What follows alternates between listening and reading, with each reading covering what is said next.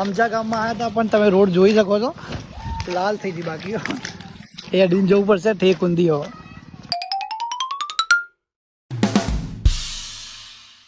તો કેમ છો મિત્રો, અત્યારે આપણે સવારે ઉઠી નહીં ધોઈ તૈયાર થઈ ગયા. હવે ડાયરેક્ટ આપણે જવાના છીએ કલોલ જવાનું. આપણે અત્યારે થોડું કામ છે એટલે તો આપણે આપણા ગેટઅપમાં આવી ગયા. હવે આપણે જવાના છીએ કલોલ.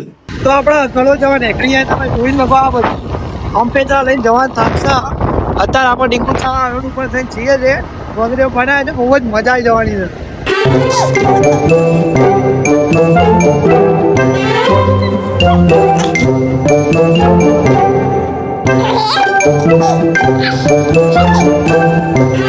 કલોલ જવા નીકળ્યા પણ વરસાદ હતા, કારણ કે આપણે એક સાઈડ નું ફોર્મ આવ્યું હતું.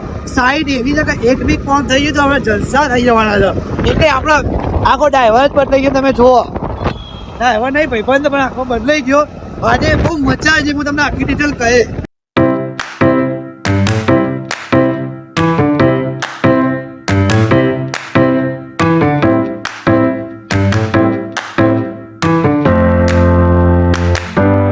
અત્યારે એમાં સોનીપુર જાણો, તમે આમચા ખામમાં થઈને જતા હતા તો તમે રોડ જોઈ શકો છો.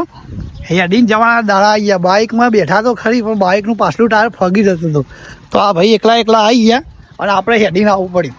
ભાઈ રોડનું કામ ચાલતું હોય ને તો ખતરનાક, મતલબ હતું. વધારે બહુ મોટા કોકરા મૂકેલા હતા. વધુ નહીં પણ આપણે હેડીને બહાર નીકળી ગયા.